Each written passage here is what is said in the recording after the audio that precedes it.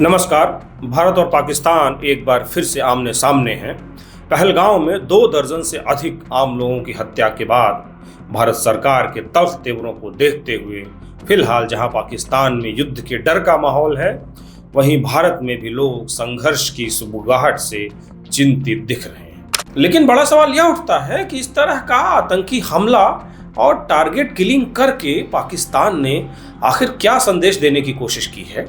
क्या वह कश्मीर पर फिर से अपनी दावेदारी पेश करना चाहता है? हालांकि देखें तो बीते 70 सालों से कश्मीर में यथास्थिति बरकरार है, या फिर उसने किसी और रणनीति के तहत ऐसा किया है। फिलहाल इसे लेकर भारतीय मीडिया में कई तरह की कहानियां चल रही हैं, लेकिन इसके पीछे की असली कहानी क्या है, आइए अपने इस विश्लेषण के जरिए हम समझने की कोशिश करते हैं। नमस्कार, मेरा नाम है विकास त्रिपाठी और आप देख रहे हैं वायरल बतकही, और आज हम इसी विषय पर बातचीत करेंगे। दरअसल बीते कुछ सालों के दौरान पाकिस्तान की सरकार और वहां की सेना का रसूख पाकिस्तानी जनता की नजरों में लगातार कम हुआ है। वहां की जनता नेताओं को पानी पी पी कर अपने हालातों के लिए तो कोस ही रही थी, लेकिन अब सेना भी आवाम की नजरों में लगातार गिरती जा रही है। इसकी पहली झलक हमें इमरान खान की गिरफ्तारी के बाद दिखी थी, जब लोग सड़कों पर उतर आए थे और लोगों ने सेना के कई ठिकानों के सामने व्यापक विरोध प्रदर्शन किया था। हालात कुछ ठीक ही हुए थे कि तभी पाकिस्तान के सामने दिवालिया होने का संकट आ गया। एक बार को तो लगा कि यह देश अपने बकायों का रिपेमेंट शायद न कर पाए, और अब नहीं कि तब नहीं की तर्ज पर कभी भी दिवालिया हो जाए। ऐसे दौर में सऊदी अरब और चीन जैसे कुछ सदाबहार दोस्त उसके काम आए।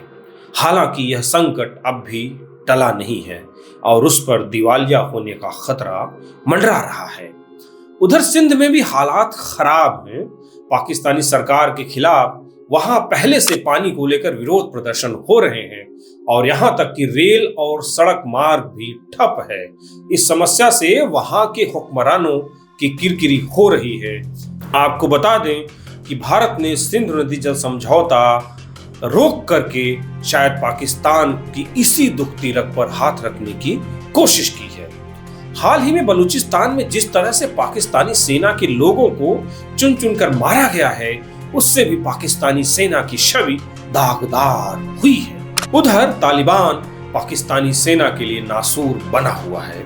ऐसे हालातों को देखते हुए पाकिस्तान सरकार और सेना अपनी सबसे बदनाम छवि के साथ जनता की आंखों की किरकिरी बनी हुई है। पाकिस्तानी सेना ने जिस तरह से अपनी सख्त छवि बनाई है, उस छवि वाली ज्यादातर संस्थाएं और नेता खुद को सत्ता में बनाए रखने के लिए आमतौर पर एक निंजा टेक्निक अपनाते हैं। पाकिस्तान की सेना ने भी शायद वही निंजा टेक्निक अपनाई है।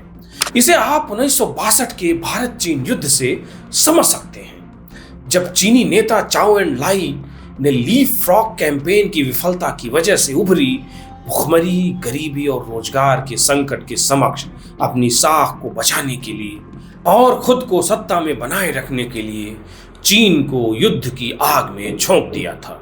पाकिस्तानी सेना भी इस समय इसी हालात का सामना कर रही है। मुल्क की बदहाली और गिरती छवि तथा देश के हर प्रांत में उसके खिलाफ बढ़ते असंतोष को देखते हुए शायद पाकिस्तानी हुक्मरान भारत के खिलाफ एक सीमित या फुल स्केल वार छेड़कर पाकिस्तानी आवाम को देशभक्ति का लॉलीपॉप थमाना चाहते हैं, जो पिछले 70 सालों से शायद पाकिस्तान की नियति रही है।